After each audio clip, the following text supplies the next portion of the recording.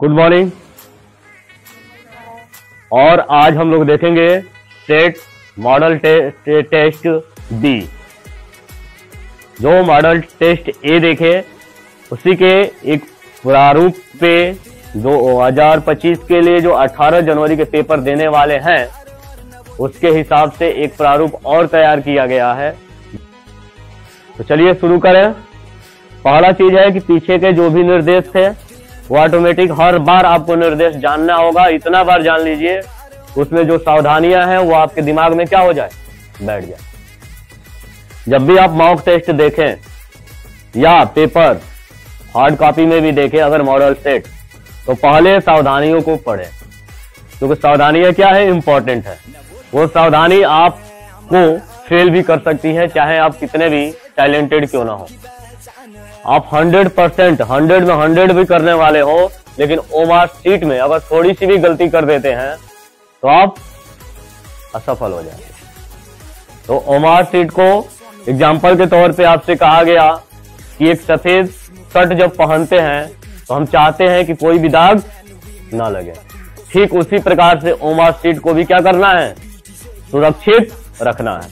सबसे पहला काम हम करेंगे, जब भी ओमार शीट जो मॉक टेस्ट हमें दिया जा रहा है तो हम यहाँ पे जल्दीबाजी क्या करते हैं, ओमार शीट भरना चालू कर देते हैं।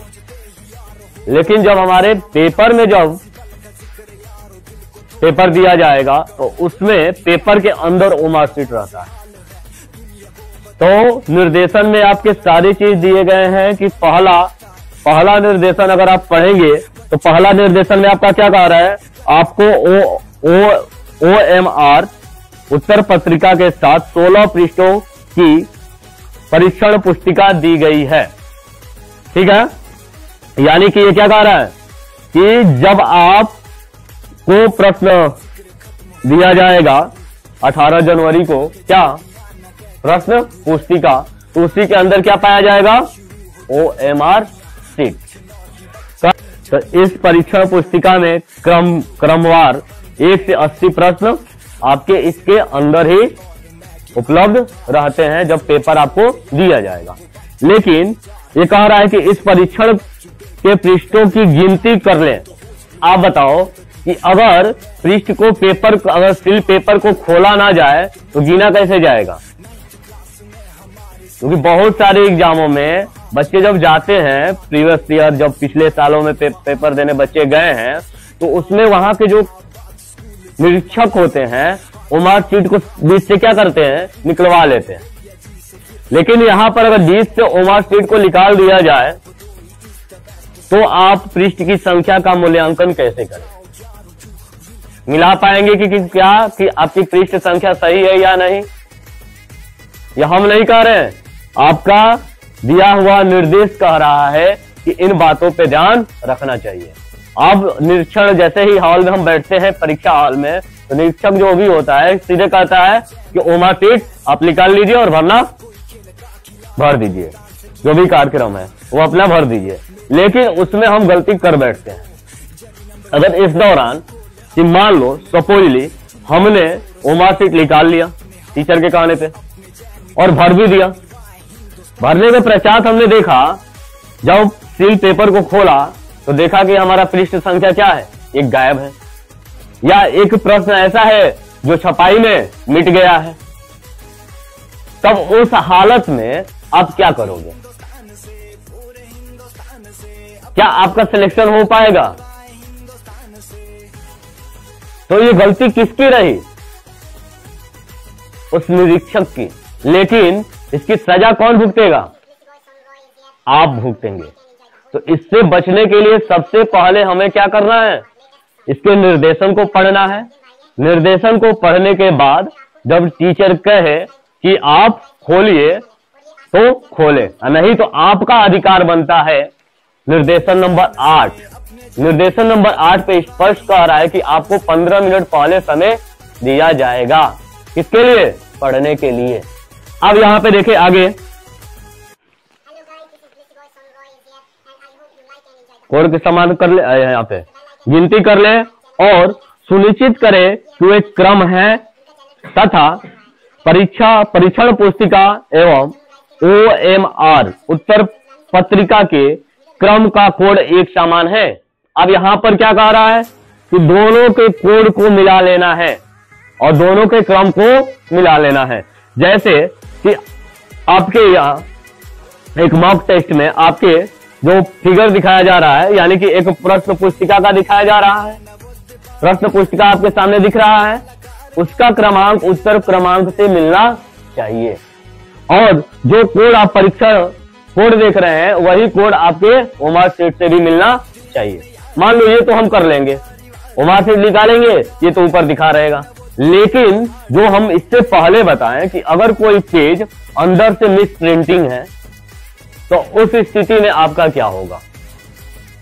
तो ओमार शीट को पहले आप नहीं भरेंगे, जब तक आप पेज खोल नहीं देते हैं, मिला नहीं लेते हैं, तब तक ओमार शीट आप नहीं भरेंगे। अन्यथा इसके बाद कोई भी जिम्मेदारी नहीं लेने के लिए तैयार होगा, ना ही आपके ओमार शीट बदले जाएंगे, प्रश्न पुस्तिका भी नहीं बदली जाएगी और आपको आधा अधूरा प्रश्न पुस्तिका के साथ ही संतुष्ट होना पड़ेगा। समझ में आया कि निर्देशन इंपॉर्टेंट है। आगे हम चलते हैं कि यहां पर क्या कह रहा था। कह रहे कि यदि परीक्षण पुस्तिका एवं OMR उत्तर पत्रिका में क्या कह रहा है, बेमेल, त्रुटि, विसंगति हो तो अपने निरीक्षक को वापस करके उसके स्थान पर सही परीक्षण पुस्तिका या OMR उत्तर पत्रिका ले। लेकिन जब आप ओमार शीट भर देंगे निकालकर टीचर के कहने पर, तो बताइए क्या वह टीचर आपका पेपर प्रश्न चेंज करेगा? किसी भी हाल में नहीं करेगा। ये सावधानी सबसे बड़ी सावधानी है जो आपको सफल भी बना सकती है और आपको असफल भी बना सकती है। ये पहली गलती मत कीजिएगा कि आप ओमार शीट निकाल के भरना चालू मत कीजिएगा। जब तक आप पेपर को मिला मत लीजिएगा तब तक भरने की कोई भी प्रयास मत कीजिएगा। ठीक है, इसमें दूसरे तीसरे पॉइंट को आप पीछे वाले वीडियो जो भेजे गए हैं उनको देख के अच्छे से स्पष्टली समझ सकते हैं। इंपॉर्टेंट पॉइंट आपका यहाँ पे 8वां नंबर है। ये आपका कह रहा है 8वां नंबर, देखिए कह रहा है कि निम्न विवरणों के अनुसार 100 अंकों के 80 प्रश्न होंगे। अब कह रहा है कि निर्देशन पढ़ने के लिए आपको अलग से कितना दिया जाएगा, 15 मिनट दिया जाएगा। ठीक इसी से 5वें नंबर पॉइंट पे चलते हैं और 5वें नंबर पॉइंट पे क्या कह रहा है, परीक्षा की अवधि 11:30 से 1:30 तक होगी। यानी कि जब हम पेपर खोल रहे हैं तो ऊपर दिख रहा है ना कि 2 घंटे का समय दिया गया है। अगर 11:30 से 1:30 बनाते हैं तो आपके 2 घंटे आते हैं कि नहीं, लेकिन 2 घंटे के अतिरिक्त कितना समय है, 15 मिनट का। यानी कि वास्तविक पेपर आपको कब मिल जाना चाहिए, 11:15 पे। अगर आपको 11:15 पे कॉपी नहीं मिलती है, पेपर नहीं मिलती है, तो आप इसकी मांग अवश्य करें, ये आपके अधिकार है। पेपर में आपको डरना नहीं है, कोई भी निरीक्षक हो, ये अगर 11:15 बजे आपको पेपर नहीं देता है तो आप इसकी आवाज उठाइए, पेपर मांगिए। ठीक है, ये इंपॉर्टेंट आपके अधिकार है। यहाँ पे एक नीचे और भी देख लीजिए, सबसे नीचे वाले में एक जरूरी सूचना है कि क्या कह रहा है कि प्रत्येक 30 मिनट पर, प्रत्येक 30 मिनट के बाद घंटी बजेगी। ये जिम्मेदारी किसकी है, विद्यालय जहां पे आपके परीक्षा लिए जा रहे हैं उस विद्यालय की जिम्मेदारी है कि ये घंटी की जो प्रोसेस है उनके लिए जो भी प्यून रखे गए हैं, जो भी व्यक्ति रखे गए हैं, वो सही समय पे अपनी सूचना बच्चों को प्रदान करें। नहीं तो इसमें क्या होता है कि कहीं कहीं एग्जाम क्या होता है, एक एक घंटे पे घंटी बज जाती है, तो बच्चे को टाइम पता नहीं चलता है। और वही बच्चा जब बाहर निकलता है तो उससे पूछा जाता है कि बेटा कैसा पेपर हुआ, तो कहता है कि सर या भैया या पापा समय नहीं मिला, छूट गया। तो इस स्थिति में कहीं ना कहीं ये कारक भी बनता है कि स्कूल की लापरवाही की वजह से अच्छे अच्छे होनहार बच्चों का भी पेपर कहीं ना कहीं छूट जाता है। और अब डिजिटल घड़ी नहीं ले जा सकते हैं, ये तो बिल्कुल मत ले जाइएगा। अगर सुई वाली घड़ी हो, अगर अलाउ होती है तो ले जाइए, अगर नहीं होती है तो ये स्कूल की जिम्मेदारी होती है कि स्कूल अपने क्लास के अंदर एक घड़ी बच्चों को दे। अगर नहीं है तो आप इसकी डिमांड कर सकते हैं विद्यालय और पहले ही जाकर अपने क्लास में देख लीजिए, नहीं तो अपने घड़ी सुई वाला रखे रहिएगा, डिजिटल वाला नहीं। ठीक है, डिजिटल घड़ी आपको अलाउ नहीं होगी। ठीक है, कहीं कहीं सुई वाले भी अलाउ नहीं करते हैं, लेकिन में भी होना चाहिए कि सुई वाली घड़ी को अलाउ किया जा सकता है, क्योंकि बच्चे उसमें कोई भी छेड़छाड़ नहीं करते। ठीक है, अब चलते हैं हम अपने प्रश्न पे। प्रश्न का भाग जो है 3 भागों में बांटा गया है। 3 भाग में है, पिछले वाले पार्ट में भी मॉडल टेस्ट करके देख चुके हैं कि 3 भागों में बांटा गया है। लेकिन पहले भाग को हम कितने भागों में बांटे हैं, यानी कितने भागों में पाया गया, 10 भागों में। तो 10 भाग में पहला भाग शुरू करते हैं और देखिए पहला भाग हमारा आता है मानसिक योग्यता, भाग 1। भाग 1, ठीक है। अब ये क्या है, भाग 1। तो भाग 1 में हमें पहले क्या करना है, क्वेश्चन करना शुरू करना है, या इससे पहले कोई चीजें बताई गई थी, कोई तथ्य बताया गया था कि वो प्रक्रिया करनी है। पहला सबसे पहले हमें क्या करना है, निर्देश पढ़ना है। तो चलिए निर्देश को पढ़ते हैं और देखते हैं कि इस भाग में हमसे क्या पूछा जा रहा है। तो चले, कह रहा है कि निर्देश प्रश्न संख्या 1 से 4 में प्रत्येक प्रश्न में 2 प्रश्न चित्रों के सेट दिए गए हैं। सेट में से दूसरे सेट में दूसरा चित्र गायब है, यानी कि एक चित्र क्या है, गायब है। प्रथम सेट में 2 चित्रों में से एक निश्चित संबंध बता रहा है और इसी तरह दूसरे सेट के तीसरे तथा चौथे चित्र में भी होना आवश्यक है। यानी कि प्रश्न कहां से पूछ दिया, संबंध से, सह संबंध पूछ दिया ना। तो सह संबंध से प्रश्न हमको पूछा गया, यह स्पष्ट समझ में आ गया कि भाग 1 में भैया सह संबंध देखना है कि पहला में जो काम कर रहा है वो उत्तर में भी काम करना चाहिए। तो चलिए प्रश्न पे चलते हैं। पहला प्रश्न को देखकर बताइए कि उत्तर क्या होना चाहिए। उत्तर क्या होना चाहिए, सी। चलिए राइट आंसर सी। चलिए दूसरे नंबर क्वेश्चन पे चलते हैं और दूसरे नंबर का सही आंसर क्या होगा। दूसरे नंबर का सही आंसर क्या एकदम सही है, डी। कॉन्फिडेंस है ना, जल्दीबाजी मत कीजिएगा। चलिए डी। 3 नंबर प्रश्न को चलते हैं और 3 नंबर प्रश्न में देखते हैं कि इसमें हमारा आंसर क्या आएगा। सही है, जल्दीबाजी नहीं ना है, क्योंकि 4 मिनट है। एक प्रश्न पर, एक भाग पे हमें कितना देना है, 4 मिनट देना है। 40 प्रश्न पे 40 मिनट और 20 गद्यांश पे 20 मिनट, कितना हुआ, 60 मिनट। अब 20 प्रश्न पे यह रणनीति हमेशा याद रखना कि इसी रणनीति से हम पेपर को क्रैक कर सकते हैं। समझ में आया, क्योंकि 20 क्वेश्चन के लिए 1 घंटा क्या कम होगा, नहीं होगा ना। और इतना रीजनिंग में 1 मिनट क्या ज्यादा होगा, कम होगा, नहीं होगा ना। तो चलिए एक बार अगर कंसेप्ट समझ में आ गए हैं तो आप इससे भी कम में कर लेंगे, लेकिन जल्दीबाजी नहीं करना है। क्योंकि होता क्या है कि पेपर जब इजी आ जाते हैं ना तो मन में बहुत उमंग आ जाता है, खुशी इतनी आ जाती है जैसे लगता है कि हमारे जैसा कोई तेज है ही नहीं। और होता क्या है, जब रिजल्ट आता है तो पता चलता है कि हम फेल हो गए। तो ऐसी जल्दीबाजी मत कीजिएगा, क्योंकि हो सकता है कि पेपर इजी भी आ जाए और पेपर हार्ड भी आ जाए। तो ये तो एक अनुमान लगाया गया, गेस पेपर आपके सामने रखा गया कि मे भी ऐसा पेपर आ सकता है। ठीक है, तो चलिए इसका आंसर आपका बी।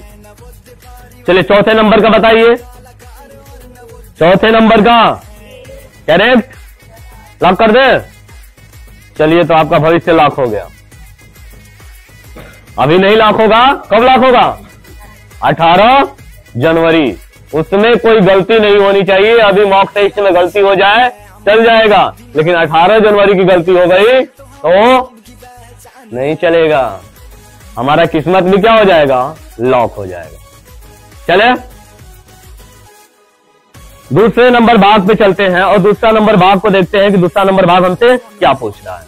तो निर्देश प्रश्न संख्या 5 और 8 में बाई ओर प्रश्न चिन्ह चित्र दर्शाया गया है तथा दाई ओर ABCD चिन्हित 4 उत्तर चित्र दर्शाए गए हैं।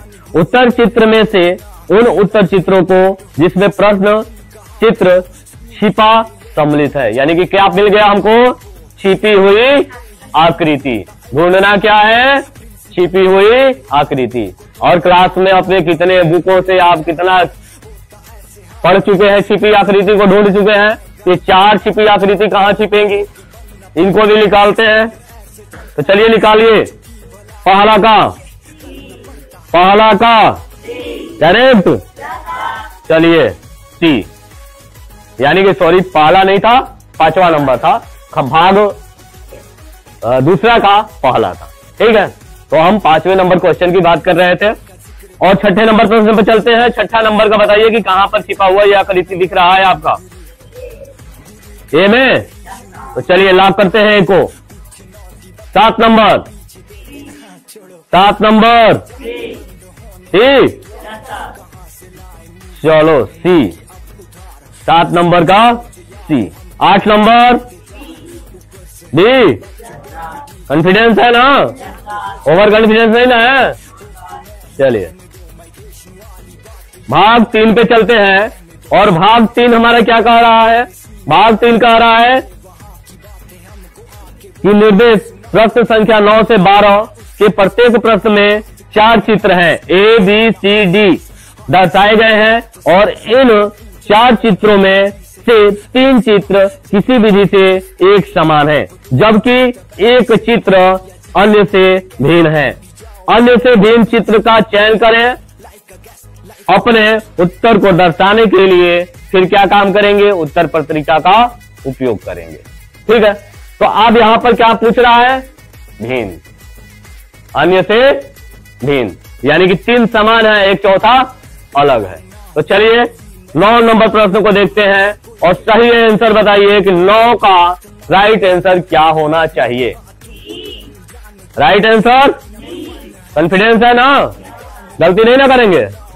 चलिए 10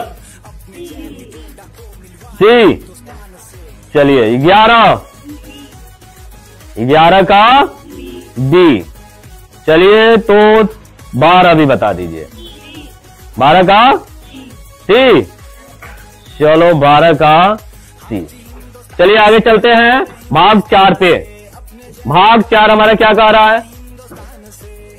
भाग 4 के प्रश्न को पहले पढ़ते हैं। भाग 4 का प्रश्न कह रहा है कि निर्देश प्रश्न संख्या 13 से 16 में बाई ओर प्रश्न चिन्ह दर्शाया गया है और दाई ओर ABCD से चिन्हित 4 उत्तर चित्र दर्शाए गए हैं। उत्तर चित्र में से उन चित्र का चयन करें जिसे प्रश्न चित्र में उपलब्ध कट आउट से बनाया जा सकता है। यानी कि ये क्या करना है? कट आउट वाला प्रश्न पूछ रहा है। तो चलिए कट आउट करिए कि ये जो कटिंग का जो फिगर है उससे कौन सा फिगर बन सकता है। तो चलिए 13 नंबर पे चलते हैं और 13 नंबर का राइट आंसर अब बता दीजिए। डी। चलिए राइट आंसर डी। अगर किसी को कोई कंफ्यूजन होगा तो आप अपने संसाधन का उपयोग कर सकते हैं। संसाधन में जानते ही हैं, ठीक है। तो चलिए, क्योंकि पीछे वाले वीडियो में बता दिए गए थे कि आपके पास कौन से संसाधन दिए गए हैं। 13 का दी मारे है ना? अच्छा, यानी आपको लग रहा है कि आप जो बोल रहे हैं वो हम मार दे रहे हैं, है ना?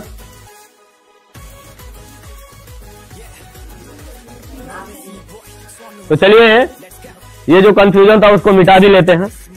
13 नंबर का जो आपका गोला किया गया था बी पे, लेकिन बोला गया है डी, तो उसको हम सुधारते हैं और उसको सही करते हैं। बी ही आंसर होगा, ठीक है, डी नहीं है, बी ही है।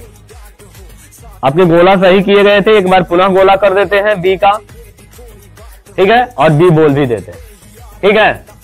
अब कोई दिक्कत नहीं ना? तो चलिए 14 नंबर प्रश्न पे चलते हैं और 14 नंबर से बताइए कि कौन सी आकृति बनेगी, डी या बी? डी बनेगी। अच्छा, तो चलिए डी को बंद कर दें, लो डी। चलिए 15 नंबर बताइए, 15 नंबर से कौन सी आकृति बनेगी? जल्दीबाजी नहीं, समय बहुत ज्यादा है। ए, चलिए 16 नंबर से बताइए, 16 नंबर से, जल्दीबाजी नहीं ना? तो चलिए सी। चलिए आगे चलते हैं और प्रश्न हमारा आता है भाग 5। भाग 5 क्या कह रहा है? कह रहा है कि प्रश्न 17 से 20 में प्रश्न दिए प्रश्न में 17 से 20 प्रश्न चित्र में के रूप में एक ज्योमेट्री चित्र में, यानी कि त्रिभुज, वर्ग, वृत्त के एक भाग को बाई ओर दर्शाया गया है तथा दाई और दूसरे भाग यानी कि ए बी सी डी को दर्शाया गया है। और दाई ओर के चित्र से ज्योमेट्री को क्या किया जा रहा है? चित्र को पूर्ण किया जा रहा है, यानी कि क्या कर रहा है? चित्र को पूरा करना। इस चित्र से कौन सी ज्योमेट्री की चित्र बनेगा, इस चित्रों से सही मिलाप करके फिगर को क्या करना है? कंप्लीट करना है। तो चलिए 17 नंबर का राइट आंसर बताइए, 17 नंबर का राइट आंसर। जल्दीबाजी नहीं ना? चलिए ए। 18 का बी। 19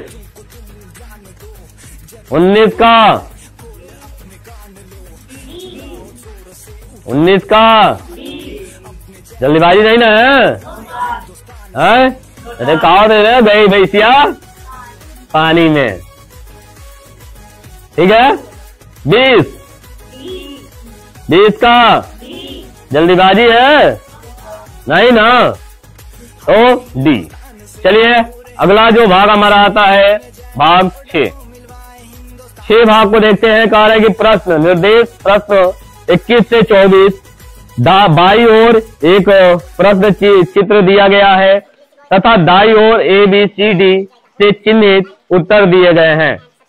उत्तर चित्रों में प्रश्न चित्रों के समरूप चित्र को चुने तथा अपने उत्तर को दर्शाएं। यानी कि क्या देखना है? समरूपता, एक ही जैसा, जिसे क्या कहें हम? शक्ल, जीरोक्स कॉपी। क्या कहा जा सकता है? Xerox copy.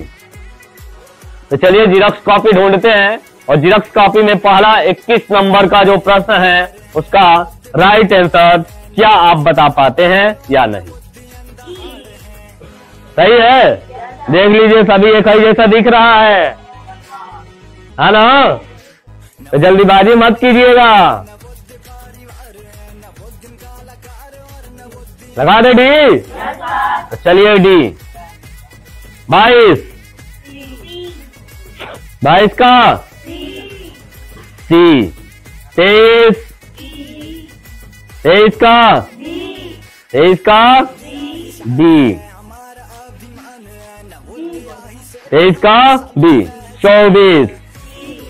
24 का। चलिए आगे चले भाग 7। भाग 7 क्या कह रहा है? तो पहले प्रश्न देखते हैं। कार्य निर्देश प्रश्न संख्या 25 से 28 में बाई ओर प्रश्न चित्र दर्शाया गया है तथा दाई ओर ए बी सी चिन्हित 4 उत्तर चित्र दर्शाए गए हैं और किसी दर्पण को ए बी के अनुरूप रखे जाने पर प्रश्न चिन्ह सही दर्पण प्रतिबिंब, यानी कि आंसर क्या मिल गया हमका, ये प्रश्न का पूरा सारांश क्या मिल गया, क्या पूछने वाला है, दर्पण प्रतिबिंब। और दर्पण प्रतिबिंब तो बहुत बढ़िया से पढ़े हैं, खूब शीशा में अपना चेहरा देखे हैं, ठीक है ना। तो चलिए इस शीशे में देखकर बताइए कि इसका राइट आंसर 25 का क्या आना चाहिए, 25 का डी। चलिए तो 26 भी बता दीजिए, 26 का, जल्दीबाजी नहीं ना है, नहीं तो हड़बड़ में क्या हो जाएगा, गड़बड़ हो जाएगा। चलिए 27 नंबर, 27 नंबर ए। 28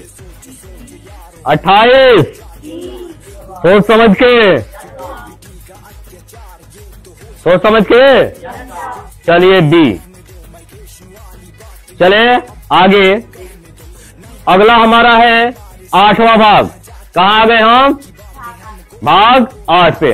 कह रहे हैं कि निर्देश प्रश्न संख्या 29 से 32 में बाईं ओर एक प्रश्न दिया गया है जिसका एक भाग लुप्त दर्शाया गया है, और दाईं ओर दिए गए ABC गौर करें तथा उन चित्र का पता करें जिसको बिना दिशा परिवर्तन प्रश्न चित्र के पैटर्न को पूरा करना है, यानी दिशा में परिवर्तन भी नहीं होना चाहिए और लुप्त भाग को क्या करना है, भरना है। तो लुप्त भाग को खोजिए, ढूंढिए और बताइए कि 29 का क्या आंसर आएगा। सही है, जल्दीबाजी नहीं ना है। चलिए बी, थोड़ा सा कलर चेंज कर लेते हैं और चलते हैं। चलिए 30 नंबर का बताइए, 30 नंबर देख लीजिएगा, सही है, लो डी। 30 का डी। 31 डी। चलिए 32 जल्दीबाजी नहीं ना है। तो चलिए अब चलते हैं हम कहा, भाग 9 और भाग 9 में देखते हैं पहले प्रश्न को। प्रश्न क्या कह रहा है कि निर्देश प्रश्न संख्या 33 से 36 ऊपर प्रश्न चित्र में दर्शाए अनुसार कागज के एक टुकड़े को देख पंच दिया गया तथा नीचे की तरह ABCD यानी कि 4 चित्र दिए गए। कागज के टुकड़े के तह को खोलने पर वह जिस प्रकार दिखेगा वैसे चित्रों को बताइए। यानी कि क्या है, कागज फोल्डिंग, कागज को फोल्ड करना और आकृति बताना कि कौन सी आकृति बनी हुई है। तो इस कागज फोल्डिंग के प्रश्न को सही आंसर के साथ हमें देने होंगे, ठीक है। तो चलिए 33 नंबर प्रश्न को देखते हैं कि 33 नंबर प्रश्न का राइट आंसर क्या आएगा। 33 नंबर, जल्दीबाजी, हाँ जल्दीबाजी है, नहीं है। तो चलिए ए 32, अच्छा सॉरी 34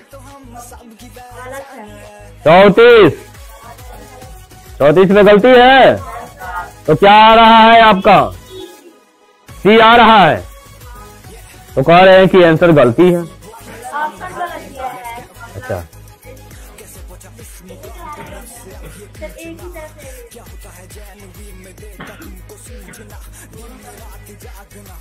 ये तो दोनों तरफ से नहीं आना चाहिए,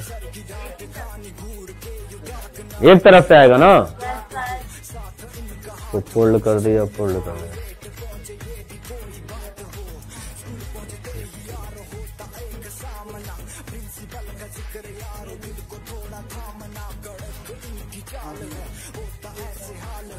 और कि यहाँ पे ऐसे जब कंफ्यूजन वाले पेपर में आ जाए तो सीधे क्या देखने हैं, पहला कौन नहीं होगा उसको हटा के फेंक दो।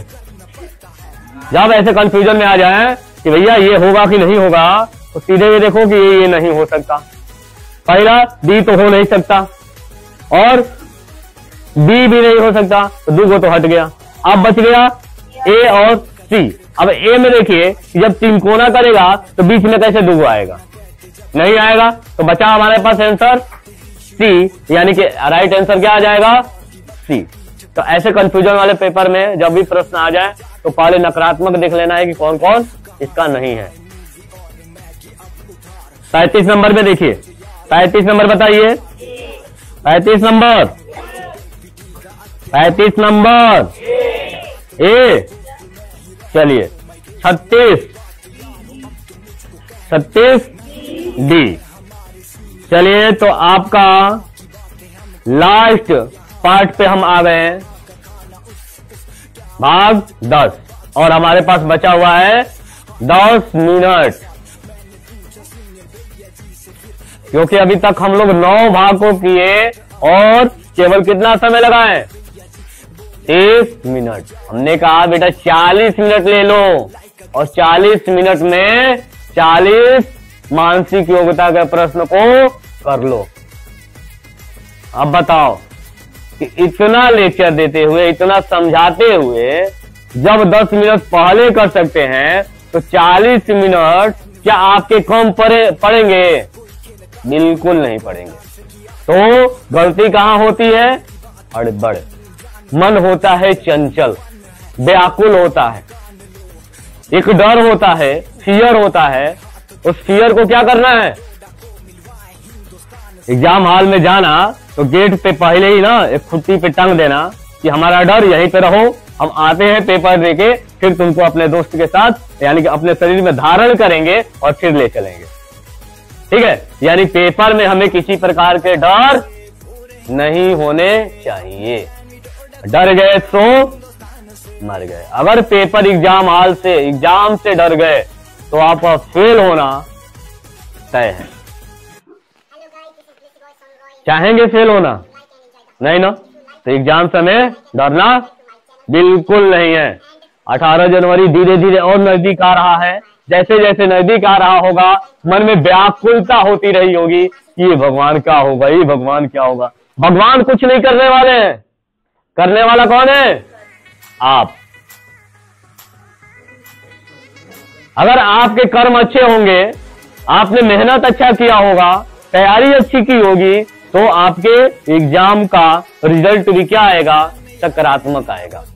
लेकिन यदि आप पढ़ाई में लापरवाही किए होंगे, कोई कमियां दी होगी, तो आपका रिजल्ट जो आएगा क्या आएगा?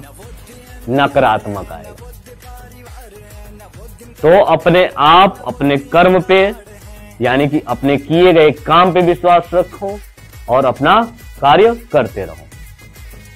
तो बुरा कर्म का बुरा फल आता है और सही कर्म का सही फल आता है। अब ऐसा नहीं है कि पेपर पास नहीं हुए तो तुम्हारा लाइफ चौपट हो जाए, ऐसा कुछ है? कुछ नहीं होने वाला। हाँ, ये होगा कि अगर आप पास हो जाते हैं तो आपको एक बेहतर शिक्षा मिल सकती है। तो शिक्षा की तलाश में हम इस पेपर को क्या कर रहे हैं?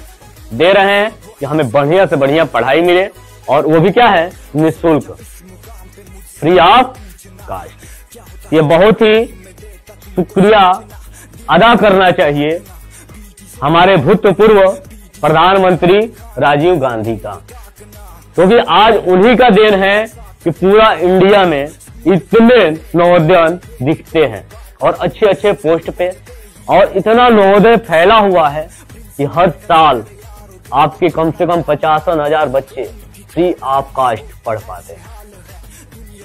तो बताइए, ऐसे प्रधानमंत्री के लिए क्या हमें नमन नहीं करना चाहिए? हमें तो भैया और भी नमन करना चाहिए, क्योंकि 7 साल हमने क्या किया? उस परिवेश में बिताया और अपनी शिक्षा ग्रहण किया। और मौका आपको दिया जा रहा है कि आप उस सिस्टम में जाइए और शिक्षा को ग्रहण करके भारत के निर्माण में अपना सहयोग दीजिए। कैसा? नकारात्मक या सकारात्मक? नकारात्मक बोल नहीं रहे हैं, यानी कि क्रिमिनल नहीं बनोगे? हाँ, तो हमें कैसा योगदान देना है? नकारात्मक। कितने लोग नकारात्मक देंगे? स्कूल में जाने के बाद, स्कूल परिवेश में जाने के बाद अगर आप देश के निर्माण में नकारात्मक प्रभाव देते हैं तो यानी कि आप नवोदय को क्या कर रहे हैं? बदनाम कर रहे हैं। यानी कि वही कहावत हो गई, जिस थाली में खाएं उसी में क्या कर दिए? छेद मार दिए। तो ऐसी गलती नहीं करनी है। ठीक है, आगे चलते हैं। अब हमारे पास 5 मिनट है और इनको क्या करते हैं? खत्म करते हैं। चलिए भाग 10 पे बात करते हैं। निर्देश प्रश्न संख्या 37 से 40 में ऊपर की तरफ 3 प्रश्न चित्र दिए दर्शाए गए हैं तथा चौथे चित्र में प्रश्न चिन्ह दिया गया है। प्रश्न चित्र श्रेणी क्रम में है और श्रेणी क्रम को पूरा करने के लिए नीचे के तरफ उपलब्ध उत्तर चित्रों में से एक चित्र का चयन कर जिसे प्रश्न चित्र की जगह स्थापित किया जा सके अपने उत्तर को दर्शाने के लिए ओमा शीट का आप उपयोग कर सकते हैं। तो चलिए 37 नंबर प्रश्न पे देखते हैं कि 37 नंबर का क्रम यानी कि क्वेश्चन मार्क पे कौन सा उत्तर जाएगा? ए। चलिए राइट आंसर ए। 38 पे बताइए। 38 पे भी ए। तो चलिए 38 पे भी ए। 39। तो चलिए थोड़ा सा 39 नंबर क्वेश्चन को ऊपर लेते हैं। और 39 का बी।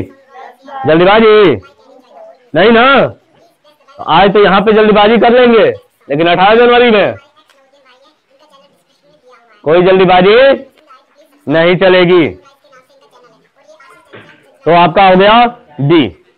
अब बात करते हैं 40 नंबर की।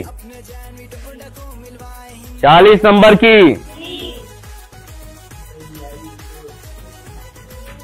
ये क्या पूछ दिया? भावेल पूछ दिया। और इस तरीके से आपके 3 मिनट और 20 टेस्ट रह गए। यदि तुम 2 घंटा पहले भी कर लोगे ना, 1.5 घंटा में, 1 घंटे में, तो ऐसा थोड़े है कि तुम्हारा पेपर जमा हो जाएगा और तुमसे कहा जाएगा हे बालक, हे बालिका, आप प्रस्थान करें, आप गेट के दरवाजे खुले हुए, आप बाहर जाएं, आपका पेपर हम ले लेते हैं। ऐसा कुछ भी नहीं होने वाला है। अगर आपके पेपर 11:30 बजे दिए गए हैं तो सभी के पेपर 1:30 बजे ही लिए जाएंगे। और कोई सोच रहा है कि नहीं हम पहले करके बैठ जाएंगे तो महारथी हासिल कर लेंगे, महान व्यक्ति में गिने जाएंगे, तो ऐसा कुछ भी नहीं होने वाला है। और 2 घंटे का जो उपयोग आपको दिया गया है उसको सही तरीके से उपयोग में लाइएगा, क्योंकि आपके लाइफ के निर्माण में एक सही डिसीजन हो सकता है। तो चलिए भाग 2 में चलते हैं और भाग 2 को हम लोग क्या करेंगे? थोड़ा सा गायब कर देंगे। थोड़ा सा क्या कर देंगे? गायब कर देंगे। और आपके लिए केवल प्रश्न दिखाए जाएंगे, अगर आप चाहें तो नोट कर सकते हैं। बाकी इसके जो पूरे प्रश्न के सॉल्यूशन होंगे दूसरे पार्ट में दिए जाएंगे। इसमें हम लोग देखेंगे क्या? गद्यांश। इसमें हम लोग देखेंगे गद्यांश। तो थोड़ा सा हम लोग इस पे केवल पेपर को शो कर देते हैं, बाकी इसके बाद गद्यांश पे चलते हैं। दूसरे पार्ट में जब दिया जाएगा तो इसके सॉल्यूशन को भी यानी कि मैथ को सॉल्व किया जाएगा। और मैथ के लिए स्पेशल 1 घंटा समय आप निकाल के रखेंगे, क्योंकि 1 घंटे में हमें मैथ को सॉल्व करना है। अब उसमें 1 घंटे में हम कितने देर में इस मैथ को सॉल्व कर रहे हैं ये जानना है। तो केवल मैथ के प्रश्नों को दिखाया जा रहा है। खंड ख यानी कि दूसरा खंड खोलिए और दूसरे खंड में देखिए प्रश्न जो दिख रहे हैं उनको एक नजर देखिए। ठीक है, कुछ समय लगेंगे और ऐसा समझिए कि आप लिख रहे हैं या उसको कहीं नोट कर लीजिए। ठीक, प्रश्न पहला 41 नंबर।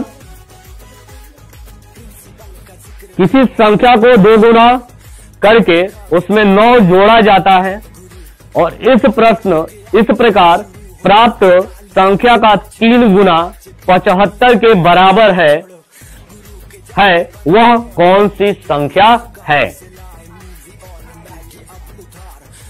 पहला प्रश्न आपने देखा, इसका आंसर आपको करना है हल करके।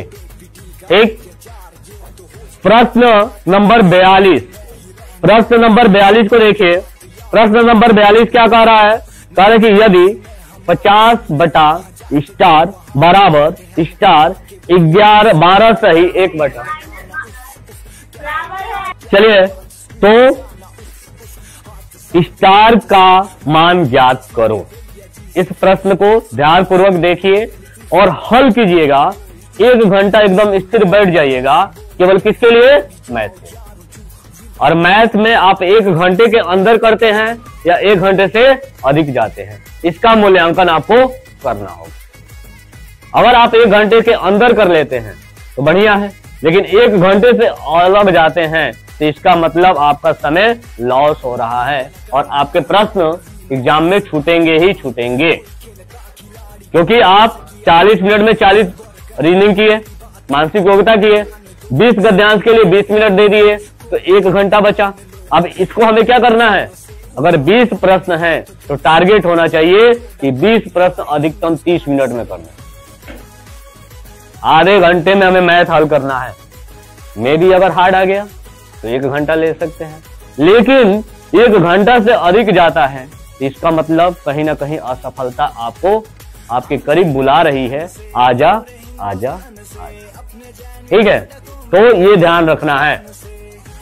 जब ऐसा आप टारगेट बना के करेंगे तो आज जब एग्जाम हॉल से निकलेंगे ना तो अपने पापा मम्मी से ये नहीं कहेंगे ना कि पापा समय नहीं मिला था, पेपर हमारा छूट गया। क्योंकि करीबी से देखा गया है बेटा कि इंटेलिजेंट बच्चे पेपर छोड़ के आए हैं और रोते हुए पेपर हॉल से बाहर निकले हैं। अच्छे पढ़ने वाले बच्चे। 2 साल पहले ऐसी स्थिति में एक बच्चा को पाया गया था। वो इतना बढ़िया बच्चा था, उसको कहीं से पूछो बता देता था। अब इससे समझ में आ गया होगा वो कौन था, आदर्श केसरी। लेकिन जब एग्जाम हॉल से निकला तो वो 5 क्वेश्चन छोड़ के आया था और उसी क्षण डिसाइड हो गया कि बच्चा असफल होगा। ये ध्यान रखिएगा। चले, इतने में आप समय यानी कि प्रश्न को लिख लिए होंगे। चलिए 43 नंबर प्रश्न को देखते हैं। और 43 नंबर प्रश्न कह रहा है कि 30 के प्रथम 5 गुणनखंड क्या है? गुणनखंड क्या है? यहां पर देखिए, यहां पर प्रश्न गलत है क्योंकि गुणनखंड पूछ रहा है लेकिन दे क्या रहा है? गुणज। यानी कि यहां पर होना चाहिए कि 30 के 5 गुणज क्या है। अब गुणज का मतलब समझते हैं? समझते हैं? जो बच्चे नहीं समझते हैं वो ध्यानपूर्वक गुणनखंड और गुणज के चैप्टर को पढ़ लीजिएगा। ठीक है, यहाँ पे हम गुणनखंड को क्या करेंगे? गुणज करेंगे। अगला 44 नंबर प्रश्न देखिए। 44 नंबर प्रश्न कह रहा है वह छोटी सी छोटी संख्या ज्ञात कीजिए जो 6, 7, 9 और 10 से पूर्णतः विभाजित है। अच्छा, 8 से पूर्णतः। चलिए ऊपर ये चला गया है, 8 का जो है ये ऊपर चला गया है। इसको थोड़ा सा हम लोग मिलाते हैं कि भैया ये 8 ऊपर चला गया है तो इसको हटा देते हैं और इसको बीच में लाते हैं। तो प्रश्न है 7, 6, 7, 8, 9, 10 के पूर्णतः विभाजित हो, यानी कि निम्न में से कौन सी संख्या है, ये आपको पता होना चाहिए। थोड़ा सा ये चैप्टर आपके सिलेबस से निकल चुके हैं। ठीक है, ये चैप्टर कहां से जाएगा? एलसीएम और एचसीएफ वही जाएगा ना। पहले क्या निकालेंगे? इसका एलसीएम निकालेंगे, एलसीएम से देखेंगे। तो ये चैप्टर निकल चुका है लेकिन इसके सवाल हैं, तो ये थोड़ा सा छोटा सा था, तो हो सकता है कि मे भी ऐसे सवाल अगर आपके एग्जाम में आ जाते हैं। तो चैप्टर तो सब पढ़े हैं लेकिन हमारे सिलेबस से ये चैप्टर को क्या कर दिया गया है? बाहर कर दिया गया है। ये एक छोटा सा ट्रायल के लिए ये सवाल को इसमें डाला गया था। 45 नंबर प्रश्न देखिए। 45 नंबर प्रश्न कह रहा है कि 21/4 को मिश्र भिन्न में बदलिए। कितना आसान सवाल है। आगे 46 नंबर जो प्रश्न है वो कह रहा है 5/8000 को 800 को दशमलव में बदलिए। 5/800 को दशमलव में बदलिए। तब देखिए कितना आसान सवाल दिया गया है। मे भी 18 जनवरी को भी इससे भी इजी प्रश्न आ सकते हैं और मे भी हो सकता है कि इससे भी हार्ड प्रश्न भी आ सकते हैं, लेकिन जो चैप्टर सिलेक्ट किए गए हैं इन्हीं चैप्टर के अनुरूप ही आएंगे। यानी कि इस प्रश्न से हमें यह दिखेगा कि कौन कौन से चैप्टर आने वाले हैं हमारे नए सिलेबस में। ठीक है। अगला 43 नंबर है सरलीकरण। सरलीकरण बिल्कुल आसान है, छोटा सा दिया हुआ है। सन्निकटतम मान भी क्या कर दिया गया है, चैप्टर से बाहर कर दिया गया है, लेकिन दशमलव से जुड़ा हुआ है इसलिए थोड़ा सा रखा गया है कि उससे रिलेटेड है। लेकिन यह स्पष्ट बता दें कि ये आपके 48 नंबर जो प्रश्न है आपके सिलेबस से बाहर है। यानी कि ये चैप्टर सन्निकटतम का है वो इस बार या पिछले बार से ही प्रोस्पेक्टर से बाहर कर दिया गया है। ठीक है। तो इसके लिए ज्यादा परेशान होने की जरूरत नहीं है, लेकिन दिन पड़े हैं तो थोड़ा सा इससे रिलेट करके रखिएगा कि मान लीजिए कि पड़ोसी है भैया, मीन का पड़ोसी है ना, हो सकता है कि मैं भी उठा दे तो थोड़ी सी संकट आ सकती है। तो सारे चैप्टरों को हमें पढ़ के जाना है। 49 नंबर प्रश्न देखिए। किसी धन में उसका 1/7 जोड़ने पर 40 हो जाता है तो वह धन ज्ञात करो। प्रश्न है 49 कि किसी धन में उसका 1/7 जोड़ने पर 40 हो जाता है तो वह धन ज्ञात करो। ठीक है। चलिए, अच्छा है। इस तरीके से और भी अभ्यास होने चाहिए कि जितने फास्टली आप आंसर दिए। अच्छा लगा कि ये आप आंसर बड़ी शॉर्टली समय में दे दिए। चलिए 50 नंबर प्रश्न कह रहा है, ये देखिए एकदम बेस से पूछा हुआ है। यानी कि गणित को लिखने पढ़ने की विधियां जब आप पढ़े होंगे फर्स्ट चैप्टर उसी में है, और ये पूछ रहा है कि इसको अंतर्राष्ट्रीय गणना पद्धति में बदले। अंतर्राष्ट्रीय गणना पद्धति में बदलने के लिए आपको जानकारी होनी चाहिए। अगर नहीं होगी तो पहले कीजिएगा, नहीं आएगा इसके बाद इसको हल प्रश्न को देखिएगा कि कहां पर आप गलती किए हुए हैं। चलिए आगे चलते हैं 51 नंबर पे। 51 नंबर प्रश्न, ये प्रश्न केवल आपको दिखाए जा रहे हैं कि आप प्रश्न को लिख लें, इस वीडियो को रोक के स्क्रीनशॉट मार के और इसको हल करें और 20 को लिख कर 1 घंटे के अंदर हल करने का प्रयास करें।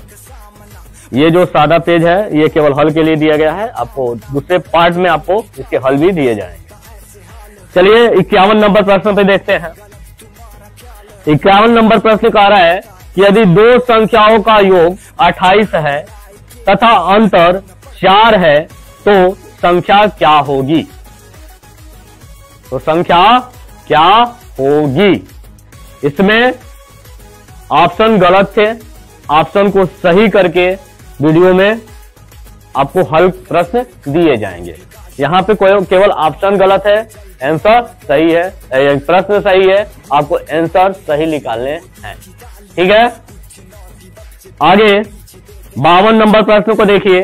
52 नंबर प्रश्न कह रहा है कि राम ने 300 में 120 अंक प्राप्त किया, श्याम ने 400 में 140 अंक प्राप्त किए, तो राम मोहन से कितना प्रतिशत अधिक अंक प्राप्त किया। ये भी बिल्कुल आसान प्रश्न है, लेकिन आपको आंसर देने हैं तो हल करके आंसर दीजिएगा। अगर नहीं आएगा तो वीडियो को पोस्ट करके अगले पार्ट में देखिएगा कि इसके पूरे सॉल्यूशन को हल करके दिए जाएंगे। सारे प्रश्न जहां पे गलती होंगी प्रश्न को उसको सुधार दिया जाएगा और जहां पे गलती नहीं होगी उसको हल करके दिया जाएगा। 53 नंबर प्रश्न देखिए। 53 नंबर कह रहा है कि 10,000 डेसीमीटर को डेकामीटर में बदलो। ये मापन का चैप्टर आपका ऐड हो गया है। ये नए सिलेबस में ऐड हुआ है मापन का चैप्टर। तो मापन चैप्टर को बढ़िया से पढ़ के जाइएगा, कन्वर्टिंग बढ़िया से आनी चाहिए कि आप कहीं से भी अगर मापन से पूछा जाए तो आप इसके आंसर राइट दे पाए। चलिए आगे, ये भी आपके कैलेंडर यानी कि उसी में आ जाता है, समय, मापन, तारीख। कैलेंडर से भी 54 नंबर प्रश्न भी आपके कैलेंडर से उठाए गए हैं। 3 जनवरी 2014 में से 8 साल घटाने पर क्या प्राप्त होगा? तो 3 जनवरी 2014 से 8 साल घटाने पर क्या प्राप्त होगा, ये तो आप देख ही लेंगे कि 8 साल बाद क्या आएगा। चलिए बिल्कुल, ये भी 55 नंबर। इनमें से छोटी प्राकृतिक संख्या क्या होगी? देश से पूछा गया है, आधार से पूछा गया है प्रश्न। अब यहाँ पे 56 नंबर, 1 एकड़ में कितने वर्ग फीट होते हैं, है ना? तो ये भी आपके लिए क्या है, मापन से है। ये जो फीट है, सेंटीमीटर है, कट्ठा है, एकड़ है, ये सारी चीजों का ज्ञान होना चाहिए। तो बेटा ये याद करने वाले तथ्य हैं, ये आपके दिमाग में एकदम याद होने चाहिए। नहीं तो मान लो यहाँ पे एकड़ पूछा है, कहीं कुछ और पूछ दिया, तब बीघा पूछ दिया, काठा पूछ दिया, तो स्थिति क्या हो जाएगी, गड़बड़ हो जाएगी। तो याद करने वाले प्रश्न है, ये देश से उठाए गए हैं, तो आपको ये जानकारी होनी चाहिए। आगे चलिए, आगे चलते हैं 57 नंबर प्रश्न। 57 नंबर प्रश्न में भी थोड़ी सी मिस्टेक हुआ है। और यहां पर देखिए, यदि n बराबर 0 हो तो n square 2 square n plus 1 का क्या मान होगा, प्रश्न ये होना चाहिए। लेकिन n हमारा नीचे आ गया है, तो आप सही देखिएगा कि ये हो जाएगा 2 स्क्वायर n प्लस 1। ठीक है, यहां पर हो गया है 2 स्क्वायर n प्लस 1। ये भी स्क्वायर भी है, किसका स्क्वायर हो गया, 2 स्क्वायर n हो गया। वो राइट आंसर, राइट प्रश्न है 2 स्क्वायर, और स्क्वायर का है क्या है, n है, प्लस 1 है, ये है ना क्वेश्चन। तो ये प्रश्न को आप सुधार लीजिएगा, इसमें भी सुधार के जो हल प्रश्न दिए जाएंगे उसमें प्रश्न को सुधार दिया जाएगा। अगला है, ये इस प्रकार किया जा रहा है कि थोड़ी सी हम लोग भी देख पाए कि प्रश्न का जो सेटिंग हुआ है, क्या कहीं गड़बड़ नहीं हो गया। अगर कहीं गड़बड़ हो गया है तो उसको क्या किया जाए, सुधारा जा सके। तो ये टाइपिंग करते समय गड़बड़ हुआ है, इसको सुधारना हमारा काम है। चलिए 58 नंबर प्रश्न देखिए। चित्र के अनुसार एंगल ABC एक समद्विबाहु त्रिभुज है जिसमें BC इक्वल टू AC। यदि एंगल A 70 डिग्री है, यानी 70 डिग्री है, तो x और y का मान क्या होगा। यानी कि ये कहाँ हो गया, ज्योमेट्री से चला गया एंगल वाले में। एंगल वाले चैप्टर आपके जोड़ दिए गए हैं, इनको बढ़िया से पढ़ के जाइएगा कि एंगल से आप गलती ना कर पाए। ये तो छोटा सा एक सवाल दिया गया है, ये एंगल के आपके पूरे चैप्टर के कहीं से भी पूछे जा सकते हैं और किसी भी बुक से पूछे जा सकते हैं, ये भी ध्यान रखिएगा। अब ये केवल आपके मॉडल सेट दिए गए हैं, एक प्रारूप दिया गया है कि भैया आप इस चैप्टरों को बढ़िया से पढ़ के जाएं अगर सफल होना चाहते हैं तो। चलिए 59 नंबर प्रश्न कह रहा है कि निम्नलिखित ग्राफ को बढ़िया से देख लीजिए। ग्राफ से हमें, यानी कि ग्राफ चैप्टर भी आपके ऐड किए गए हैं, नए चैप्टर हैं, यानी सिलेबस में प्रोस्पेक्टर में ये चैप्टर ऐड हुए हैं।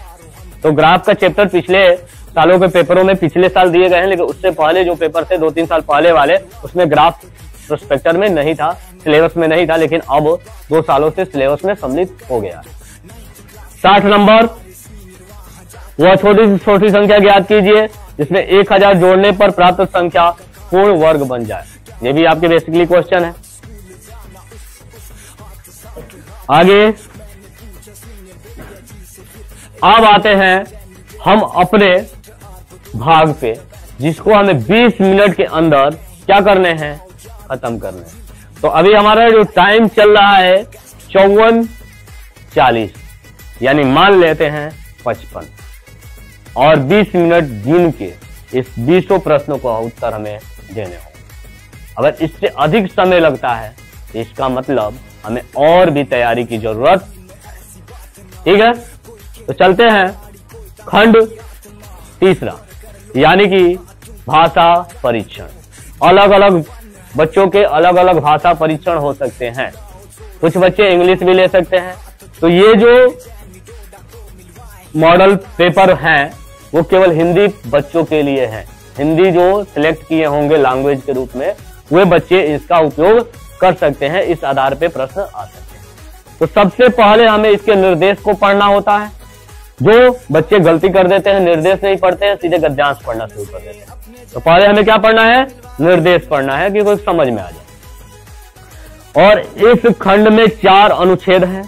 प्रत्येक अनुच्छेद में 5 प्रश्न हैं और प्रत्येक अनुच्छेद को सावधानी पूर्वक पढ़ें और उसके नीचे दिए गए प्रश्नों के उत्तर दें। प्रत्येक प्रश्न के 4 संभावित उत्तर दिए गए हैं, जिसके क्रम संख्या A, B, C, D है। इनमें से केवल एक ही उत्तर सही है। सही उत्तर चुनने तथा अपने उत्तर को दर्शाने के लिए ओमार उत्तर पत्रिका का आप संगत संख्या के सामने वाले को क्या कर देंगे? वृत्त गोला कर देंगे। तो चलिए प्रश्न लेते हैं। अनुच्छेद नंबर 1। अनुच्छेद नंबर 1 देखिए क्या कह रहा है। कह रहा है कि हम्पी दुनिया में प्राचीन युग की बेहतरीन ऐतिहासिक स्थलों में से एक है।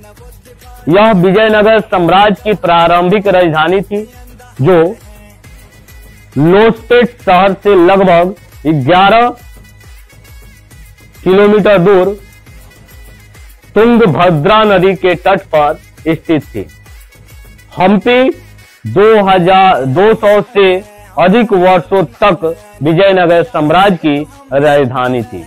हम्पी एक छोटा सा स्थान है जो 25 वर्ग किलोमीटर के क्षेत्र को घेरता है।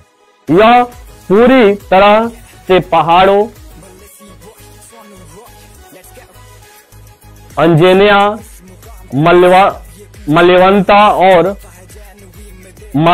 मातंगा हिल्स द्वारा 3 तरफ से घिरा हुआ है। यानी 3 हिलों के नाम दिए गए हैं और तीनों हिलों से ये क्या हुआ है? घिरा हुआ है। और बाकी एक और तुंगभद्रा नदी से घिरा है। हिंदुओं द्वारा यह माना जाता है कि हम्पी पूर्व प्राचीन युग लगभग 1 ईस्वी में विजयनगर साम्राज्य से पहले बंदरों का एक राज्य था। रामायण के अनुसार यह शहर को किष्किंधा के रूप में जाना जाता था। इस मनमोहक प्राचीन परिदृश्य को यूनेस्को द्वारा विश्व विरासत स्थल के रूप में चुना गया है।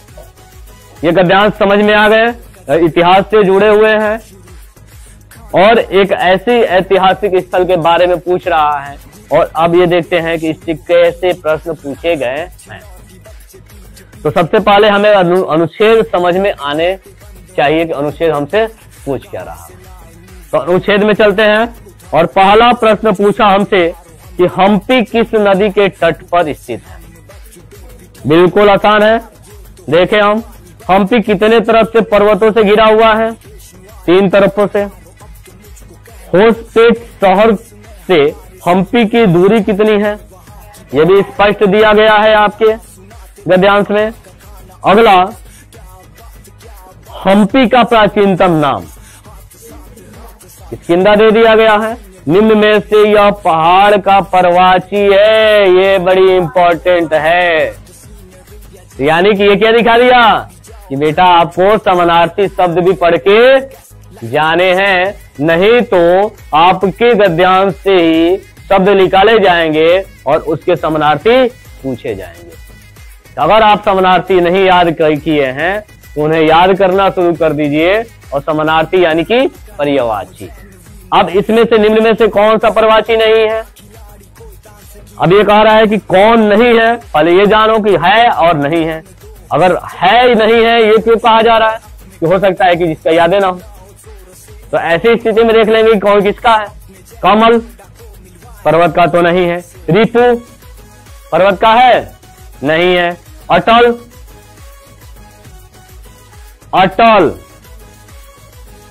पर्वत, तो अटल किसका है? अटल। तो इसमें सभी के अगर प्रवाची आपको याद होंगे तो आसानी से कर पाएंगे, अन्यथा कभी कभी ऐसा हो जाता है कि ऐसे प्रवाची को उठा दिए जाते हैं जो आप अपने बुक में नहीं देखे होते, कहीं अन्य उसके प्रवाची उठा दिए गए, क्योंकि आप छोटे छोटे बच्चे हैं 10 साल 12 साल के। अब आपके बुकों में क्या प्रवाची दिया जाता है, किसी भी प्रवाची का 3-4 दे दिया जाएगा, खूब से खूब 5 दे दिया जाएगा, लेकिन अगर 7वां 8वां पूछ दिया जाए तो आप प्रवाची बता पाएंगे?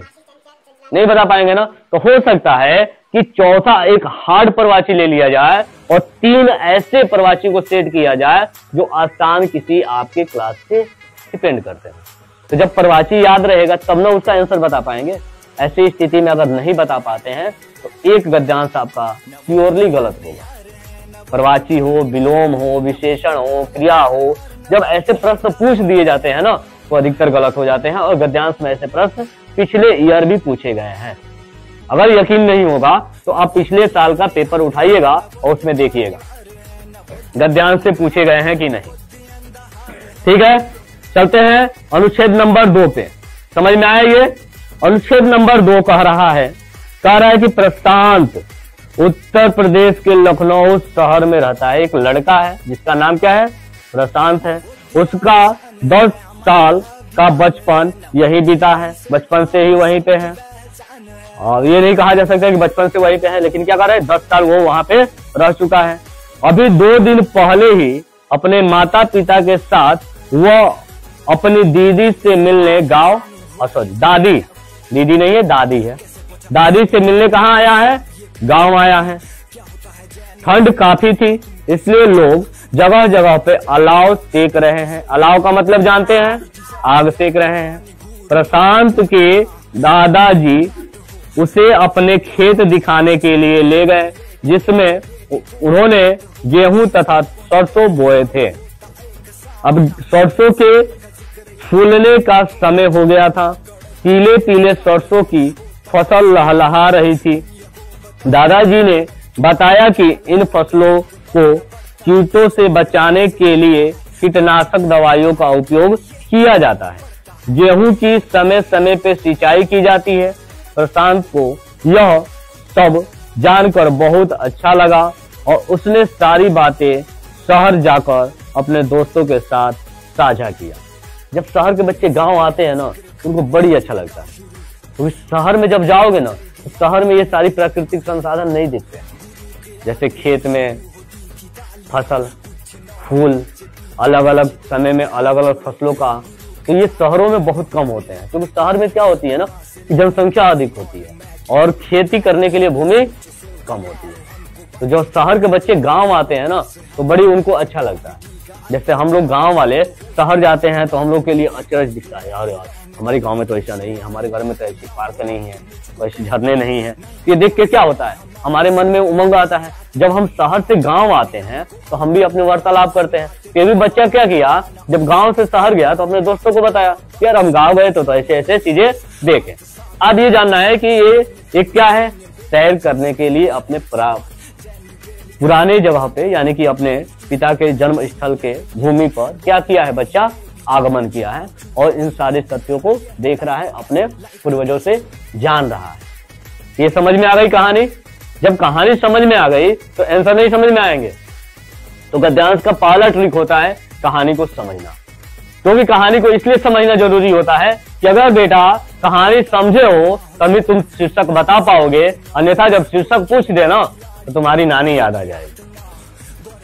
अगर कहानी नहीं समझ रहे हो तो शीर्षक तुम बता नहीं पाओगे और शीर्षक वाले प्रश्न को गलत करके आओगे। तो इसलिए समय रहते हुए आप कहानियों को पढ़ के जाइए, समझ के जाइए कि आप शीर्षक गलत ना दें। कौन सा ऐसा चीज है कि आपको प्रश्न पूछा उसमें दे दिया, शीर्षक पूछ दिया। जब आप ढंग से कहानी पढ़ना नहीं जानते हैं तो शीर्षक का सही उत्तर कैसे दे पाएंगे? दे पाएंगे? नहीं दे पाएंगे। तो चलिए आगे देखिए, 66 नंबर के प्रश्न को देखते हैं। कह रहा है कि किस मौसम में लोग अलाव सेकते हैं? किसमें? गर्मी में? सर्दी में? चलिए सर्दी में। सभी मौसम में नहीं ना। कह रहे कि फसलों को कीटों से बचाने के लिए किसका उपयोग किया जाता है?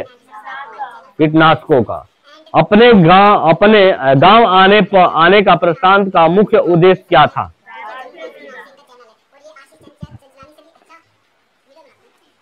दादी से मिलना। उपयुक्त गद्यांश में अलाव किससे संबंधित है? अब तो मान लो कि अगर अलाव का शब्द नहीं जानते तब क्या करते?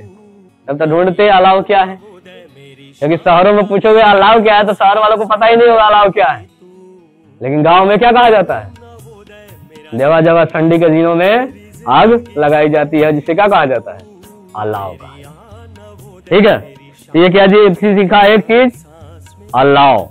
अलाव शब्द क्या था इस बच्चे के लिए? नया था, जो गांव में उसने देखा।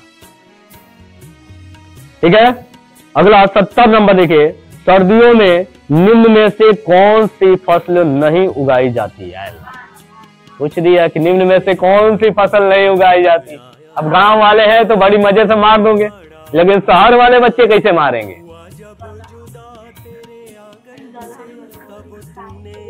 अब जो खेतों के तरफ नहीं जाएगा वो तो वही मारेगा ना। उसको क्या फंसा है, वो तो घर के 4 कमरे में बंद है, वो देखा ही नहीं कि ठंडी में कौन सी फसल बोई गई और गर्मी में कौन सी फसल बोई गई। जो खेतों में गांवों में है बच्चे, तो अधिकतर नवोदय का जो सिलेक्शन होता है ना, ग्रामीण क्षेत्रों से होता है। नवोदय स्पष्ट अपने निर्देशों में देता है फॉर्म प्रोस्पेक्टर में कि 75% हमें ग्रामीण बच्चे चाहिए, यानी 100% में 75% क्या चाहिए? ग्रामीण चाहिए। और 25% में मन करेगा ना तो शहरी को लेंगे, अन्यथा टाटा बाय बाय। ठीक है, तो अधिकतर इसका प्लानिंग था नवोदय का कि हमें ग्रामीण बच्चों को एक बेहतर शिक्षा प्रदान करना है। इसलिए ये मुख्य उद्देश्य से जुड़ा हुआ है कि 75% बच्चे हमें ग्रामीण क्षेत्र के चाहिए। तो शहरी क्षेत्र के जो बच्चे होते हैं ना, बाकी काफी कम जाते हैं, और ग्रामीण क्षेत्र के बच्चे अधिकतर उसमें पाए जाएंगे नवोदय संस्था में। ठीक है, अब यहाँ का सर्दियों में मिल गया ये आपका। कौन सा नहीं बोया जाता है? धान। धान कब बोया जाता है? गर्मी में। गर्मी में धान बोया जाता है। अरे उल्लू कहीं के, धान कब बोया जाता है? बरसात में धान बोया जाता है, गर्मी में धान बोएगा, सूख के एकदम क्या हो जाएगा? पानी नहीं मिलेगा उसको। धान को क्या चाहिए? पानी चाहिए ना। चलिए आगे चलते हैं। गद्यांश नंबर 3। गद्यांश नंबर 3, गद्यांश नंबर 3 कह रहा है कि ऐसी बारिश जिसमें किसी भी प्रकार के अम्लीय घटक होते हैं, जैसे सल्फ्यूरिक एसिड, नाइट्रिक एसिड को अम्लीय वर्षा कहते हैं। अम्लीय वर्षा किसे कहते हैं? ये अम्लीय वर्षा यानी साइंस से रिलेट गद्यांश को उठा दिया। अब कह रहे हैं कि अम्लीय वर्षा लगभग हर चीज को प्रभावित करती है। पेड़, मिट्टी, पौधे, इमारत और यहाँ तक कि मूर्तियों को भी अम्ल के प्रक्षेपण से प्रभावित होती है। और पेड़ों के लिए अम्ल वर्षा बहुत ही घातक है। यह पत्तियों को सुरक्षात्मक सतह से नष्ट कर उन्हें कमजोर करता है और पौधों के विकास को रोकता है। हालांकि मानव निर्मित प्रदूषक वर्तमान में अधिकांश अम्लीय वर्षा को प्रभावित कर रहे हैं।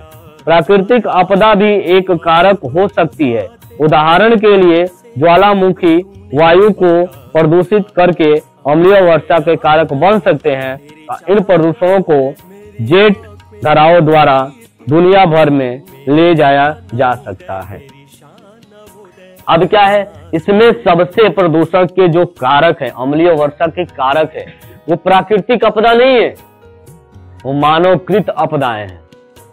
मानव अपने संसाधन के उपयोग के लिए धनाधन प्राकृतिक के साथ इतना छेड़छाड़ कर रहा है जिससे अम्लीय वर्षा क्या हो रही है? अधिक हो रही है। अभी ताजमहल का सुंदरता क्या हो रही है? पीलापन में आ रही है। पीलापन क्यों हो रहा है? कि अम्लीय वर्षा के कारण। शहरों में वहां पे प्रदूषण ज्यादा है, जहां पे प्रदूषण ज्यादा होगा तो अम्लीय वर्षा होगा ही होगा। तो ऐसे ऐतिहासिक बहुत सारी इमारतें क्या हो रही हैं? अपने नष्ट होने के यानी कि अपनी सुंदरता को त्यागी जा रही है, यानी कि उनकी सुंदरता जो है खत्म होती जा रही है। ठीक है, समझ में आया कि नहीं? चलिए तो इससे प्रश्न देखते हैं कि प्रश्न क्या पूछ रहा है। कह रहा है कि कौन सी वर्षा हमारे पर्यावरण को क्षति पहुंचाती है। अम्लीय वर्षा। अम्लीय वर्षा निम्न में किससे प्रभावित कर सकती है? उपयुक्त सभी को। अम्लीय वर्षा पेड़ों को कैसे नष्ट करती है? पत्तियों की सुरक्षात्मक सतह को क्या करती है? नष्ट कर देती है। और 74 नंबर प्रश्न देखिए, निम्न में से किस शब्द को प्रक्षेप से प्रस्तावित किया जा सकता है? आप बताइए, बड़ी इंपॉर्टेंट दे दिया। अब प्रक्षेप जिसको पता होगा तो बता देगा, नहीं होगा तो प्रक्षेप का मतलब क्या होता है? कह रहे बिखराव, आश्चर्यजनक, जमाव, भरपूर। यानी कि इसमें होना चाहिए बिखराव। क्या आएगा? ए। चलिए इस गद्यांश का उपयुक्त शीर्षक क्या होगा? समझ में आया? तो गद्यांश को अगर बढ़िया से पढ़ेंगे तो क्या बताएंगे? अम्लीय वर्षा और उसके प्रभाव, नहीं तो गुण बताने लगेंगे उसके, और हानि बताने लगेंगे, और नहीं होगा तो वर्षा का प्रकार भी बता देंगे। ठीक है, चलिए तो लास्ट गद्यांश पे चलते हैं। और लास्ट गद्यांश हमारा कह रहा है पृथ्वी के ठोस भाग को भूमंडल कहा जाता है और यह भूप्रपटी की चट्टानों तथा मिट्टियों की पतली परतों से बना होता है, जिसमें जीवों के लिए पोषक तत्व पाए जाते हैं। और पृथ्वी की सतह को दो भागों में बांटा जा सकता है। बड़े भूस्थलीय भागों को महाद्वीप के नाम से जाना जाता है तथा बड़े जलाशयों को महासागरीय बेसिन के नाम से जाना जाता है। विश्व के सभी महासागर आपस में एक दूसरे से जुड़े हैं। समुद्री जल का तल सभी जगह समान होता है और स्थल की ऊंचाई समुद्र तल से मापा जाता है, जिसे शून्य माना जाता है। विश्व का सबसे ऊंचा शिखर माउंट एवरेस्ट, जिसकी ऊंचाई क्या है? 8,848 मीटर ऊंचा है। और विश्व का सबसे गहरा भाग प्रशांत महासागर यानी कि मेरियाना गर्त है, जिसकी गहराई 11,022 मीटर है। अब ये गद्यांश कहां से उठाया? SST से, जियोग्राफी से उठा लिया, महाद्वीप और द्वीप वाले से। देखिए हर गद्यांश को कहां कहां से उठाया है, तो ये फिक्स नहीं है गद्यांश का कि कहां से उठाएगा। ठीक है, तो अब प्रश्न को देखते हैं कि प्रश्न हमारा क्या कह रहा है। कह रहा है कि पृथ्वी की सतह को मुख्यतः कितने भागों में बांटा जा सकता है? दो भागों में बांटा जा सकता है। कौन कौन से दो भाग? पीछे देखे थे दो। चलिए, बड़े स्थलीय भूभागों को जिस नाम से जाना जाता है वो क्या है? महाद्वीप। समुद्र जल का तल होता है सभी जगह समान। चलिए 79 प्रशांत महासागर डी और 80 शून्य। इस तरीके से आपके 80 के 80 प्रश्न क्या हो गए? सॉल्व हो गए, जिसमें आपके 60 मिनट लिए गए थे। किसके लिए? गद्यांश के लिए और हिंदी के लिए, और गद्यांश और रीजनिंग के लिए, सॉरी हिंदी के लिए नहीं, मानसिक योग्यता के लिए, जिसमें से आज 1 घंटे का समय हमें बचाना था। किसके लिए? मैथ के लिए। तो मैथ के प्रश्नों को अधिकतर आप ध्यान रखेंगे कि आप इस प्रश्न को 1 घंटे के अंदर सॉल्व करें, और इस तरीके के आपके 2 घंटे पूरे हो जाएंगे। लेकिन हमारे अभी कितने पूरे हुए हैं? 1 घंटे 14 मिनट 30 सेकेंड पूरे 80 प्रश्नों को देखने के लिए। यानी कि अभी भी हमारे पास कितना मिनट है? 40 मिनट है, जो आप 40 मिनट किसके लिए दिए गए हैं? प्रश्नों को जानने के लिए, मैथ के। लेकिन इसमें इतना समझाते हुए, बताते हुए 2 घंटे के अंदर, यानी कि अभी 1 घंटा 14 मिनट 15 मिनट 1.25 घंटा के करीब हुआ। इसमें हम लोगों ने क्या देखा? 80 प्रश्न देखा। इस तरीके से अनुमानित गेसिंग पेपर आपके सामने रखे गए, और ऐसे ही पेपर ये नहीं कह सकते हैं कि हूबहू पेपर आ जाएगा, लेकिन इन पेपरों को अगर लगाते हैं तो आवश्यक रूप से आप उस चैप्टरों को छुएंगे जहां से आपके प्रोस्पेक्टर में प्रश्न पूछे जाएंगे। जब आप उस चैप्टर को छुएंगे तो कहीं ना कहीं ये मॉक टेस्ट आपके लिए उपयोगी साबित होगा। इसी के साथ जय हिंद, जय भारत, जय नवोदय।